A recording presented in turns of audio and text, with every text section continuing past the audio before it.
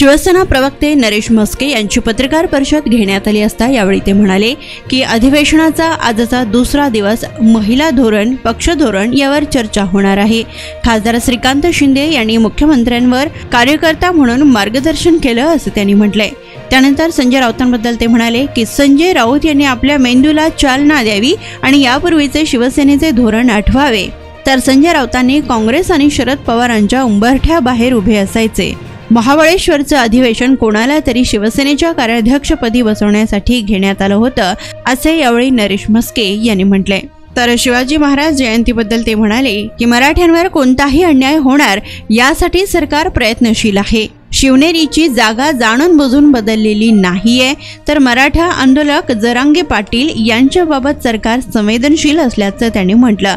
त्यानंतर पोस्टरबाजीबद्दलही ते म्हणाले की फ्लेक्स फार स्वस्त झालेली आहेत। ठाकरे गटाच्या पोस्टरबाजीला आम्ही किंमत देत नाही। जे पोस्टरबाजी करत आहेत त्यांची तेवढीच पात्रता आहे असेही त्यांनी यावेळी म्हटलं।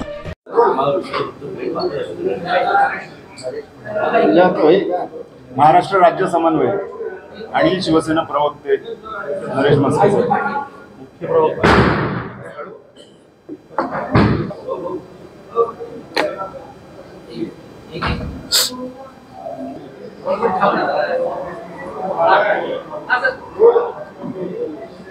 आज अधिवेशनाचा दुसरा दिवस आहे।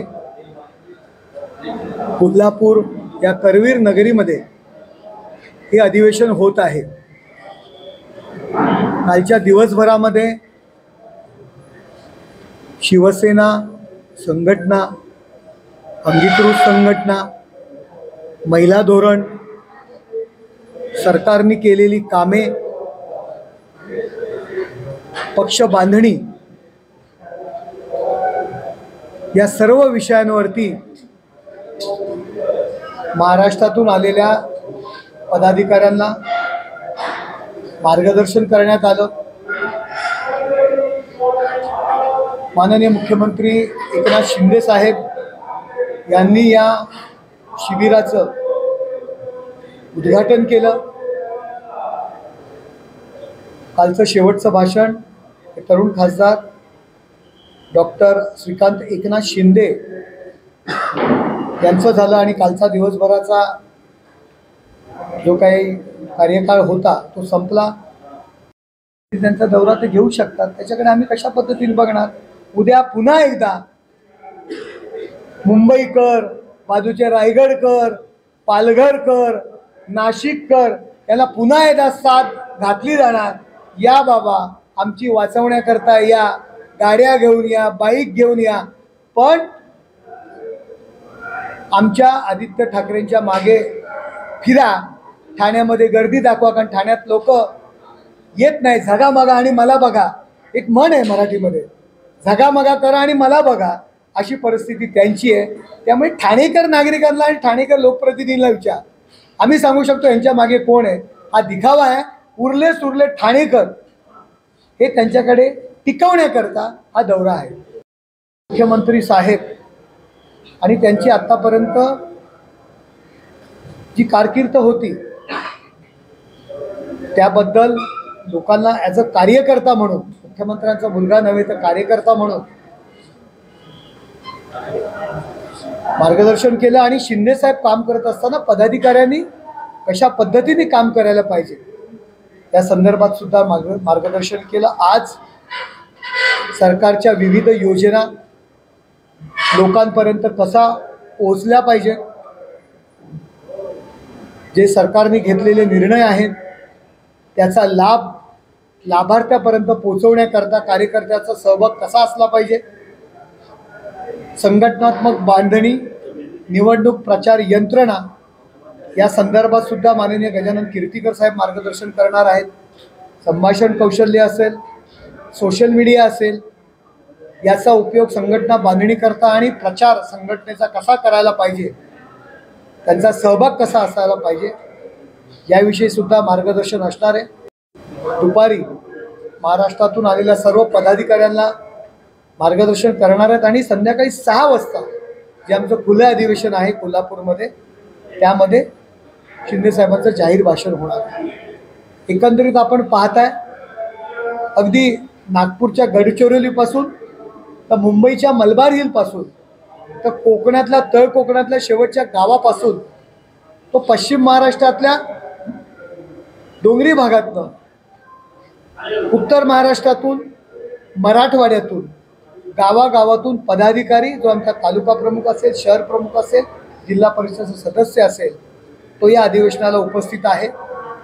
हे सर्व अधिवेशन होत असताना हजारोंची गर्दी या कोल्हापूर शहरात होत असताना मी कार्यकर्त्यांचं आणि पदाधिकाऱ्यांचं खास करून कौतुक करेन की कोल्हापूर वासियांना, करवीर वासियांना कुठल्याही प्रकारचा त्रास होणार नाही अशा पद्धतीने, पण ट्रॅफिकचा त्रास असू द्या, पार्किंगचा त्रास असू द्या, निवास व्यवस्थेचा लोड असू द्या, असं कुठल्याही पद्धतीचा त्रास होणार नाही ही काळजी आमच्या पदाधिकारी आणि कार्यकर्त्यांनी घेतलेली आहे। त्यांची जी काही शिस्त आहे ती अंगीकारलेली आहे।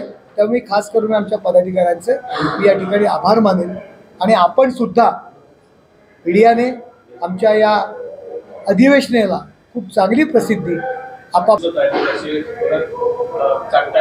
काय काय काय काय बोलले, जरा तुम्ही परत बोललात तर मला।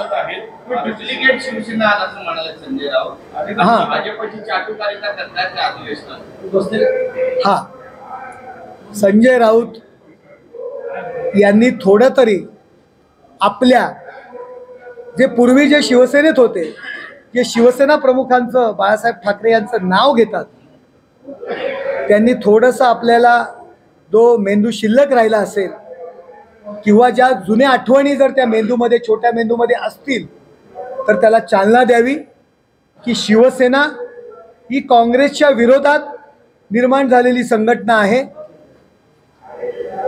काँग्रेसची ध्येय धोरणं यांच्या विरोधात उभी राहिलेली संघटना आहे। शिवसेना प्रमुख माननीय बाळासाहेब ठाकरे यांनी हिंदुत्वासाठी भारतीय जनता पार्टीशी युती केली होती। बाळासाहेबांची ही वाक्य आहेत की मला जर काँग्रेसबरोबर युती करावी लागली तर मला माझं दुकान बंद करावे लागेल, परंतु यांनी विधानसभेच्या निवडणुका भारतीय जनता पार्टीबरोबर युती लढून म्हणून लढल्या आणि नंतर काँग्रेसबरोबर, शरद पवारांबरोबर की ज्यांनी आयुष्यभर शिवसेना संपवण्याकरता प्रयत्न केले, त्यांच्याबरोबर खुर्चीसाठी महाआघाडी केली। शरद पवार असतील, सोनिया गांधी असतील, त्यांच्या दाराच्या बाहेर बसून राहत होते। याला चाटुगिरी बोलायची की नाही हा प्रश्न मी संजय राऊतांना मी विचारेन। आपण त्यांच्या उंबरठ्या बाहेर, जर आपण एखादं कुत्रं उभं असतं, दाराच्या बाहेर कुत्रं असतं आणि त्याला आपण हड्डी टाकतो, तो लाळ गाळत असतो आणि मग त्याला आपण हड्डी टाकतो, त्यावेळी ते कुत्रं हड्डी घेऊन निघून जातं। तशी परिस्थिती संजय राऊतांची झाली होती।